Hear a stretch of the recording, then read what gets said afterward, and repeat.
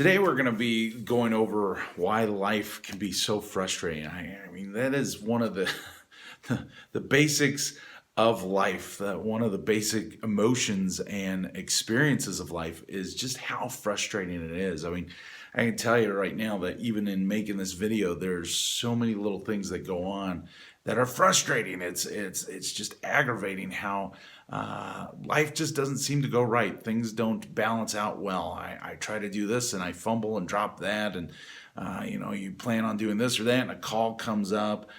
You make plans and they fall through. You think people are going to respond one way or another, and then they respond absolutely the opposite. You try to do good, and then you find out that you're not even capable of doing that good. You do good, and people don't like the good you do. I mean, life is frustrating. Life is just crazy frustrating at times. But we tend to think it is the circumstances. We tend to think it's the people around us. We can even get to the place of thinking it's really just God. When in our sensible minds, when we look at the scriptures, it's clear sin is what makes life frustrating. But we tend to throw that sin at others as if it's their sin that makes life frustrating, or it's just the cursed world generally that makes life frustrating. It's very hard to acknowledge and truly grasp onto the principle that actually my life is frustrating because I have sin. Because of my sinful attitudes, because of my selfish desires and my foolish expectations, my short temper, and just pride. And I mean, you could go down a list of how many different things really make my life frustrating just from my heart, just from my responses. Sure, there's all kinds of things that go on out there that are upsetting, that are distressing.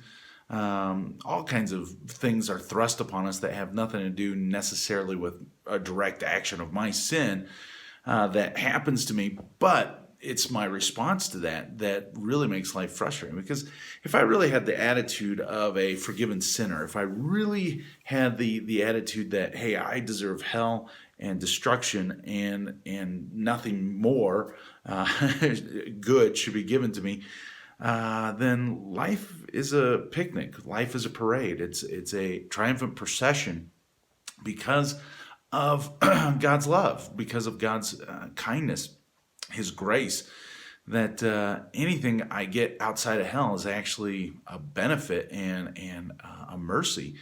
And yet, I don't think that way. I can say that in one sense, theologically, biblically, but in terms of how I see life, how I expect life to go, my desires being fulfilled or not being fulfilled, my frame of reference, my thinking is not from the truth of Scripture as much as from a lie. It's the idea that I've done enough to deserve things, or you work hard enough, become skilled enough, you should make money, things should go easy.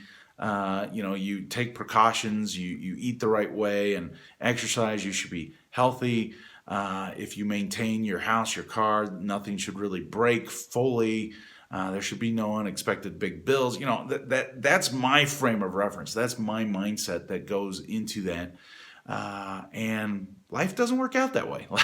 Life, more often than not, does not work out that way. In fact, you make all kinds of efforts and make all kinds of plans. You take the precautions, you take the necessary due diligence, and still things just go radically wrong. And life is hard.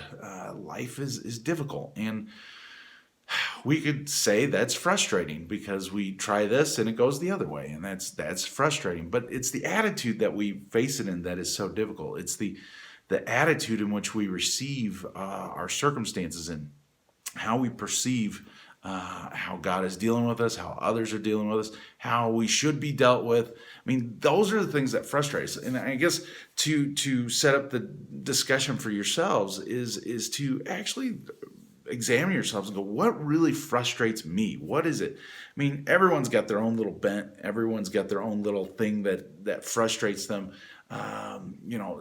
Down from idiosyncrasies that, someone goes, and that frustrates you. Others, it's just my face that would be frustrating. Still others, it might be the politics of our world, or the weather. That's just, some people get so frustrated at those kind of things. And so we all have our different little bents and things that just annoy us, get to us.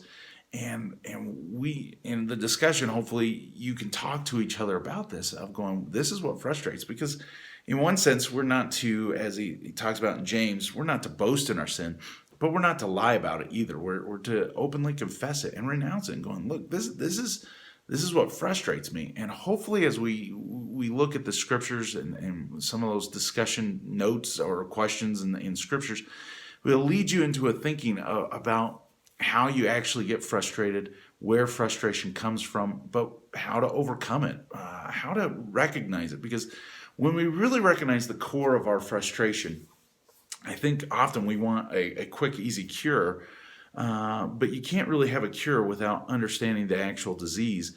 And the disease of frustration, I think, in understanding the disease of it, the cure is found within.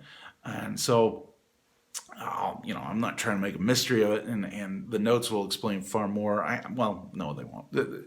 I'm sure your questions and answers, and then the scriptures will lead you far better than I will. But I will say this. I think oftentimes life is frustrating because it's not as we expect it to be. It's not as we want it to be. And so our desires are contrary to the reality. And the truth is, we can't make reality submit to our desires. We can't make things become as we will it. We're not God. And that is probably one of the core things of our frustration is we're not God, but we want to be God. Well, there you probably find some of the cure too, is the fact that if we could get our heads wrapped around that we're not actually God, and that we shouldn't want to be God, but rather submit to him and understand that he is good, he is kind, he is working on our sinful hearts, he is dealing with us to change us so that we can have freedom, so that we can have joy. I mean, you find that through the story of Job, where he goes through all kinds of hardships and frustrations that in one sense he didn't deserve. And yet when he finally got to know God more through it, he understood something. He was a sinner who needed to change. He was a sinner who had not understood the pleasantness and the pleasure of loving God the way he ought to have been loved, of knowing God the way he ought to have been known. And yet through the hardships and the frustration, he came to see more clearly who God was and came to love him more and despise himself, thus freeing himself from his desires and coming in line with God's desires and having more joy for it, having more peace for it. Whether the circumstances got better or not, really the key comes down to your relationship with the Lord and your desire for him or for something else. That's where frustration actually lies. And so if we would desire God and desire him above all else, all the frustrations of our life would actually dissipate. Not because the circumstances would be so great and that nothing wrong would ever happen, nothing distressing, nothing painful, but rather we would be looking for what we want in it is, I want to know God. I want to be closer to him.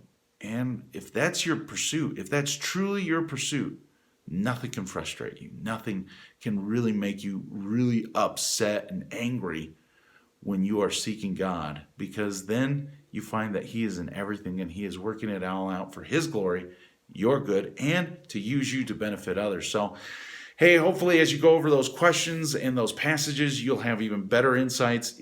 God will lead you even to other passages. Don't limit yourself to just what's in the notes. But hopefully you guys will have a good discussion about what frustrates you, how to get over those frustrations, how to trust God, and to find pleasure even in the hard circumstances of life as we walk with God. So love you guys. Hope this is a benefit to you. I pray it is. God bless you.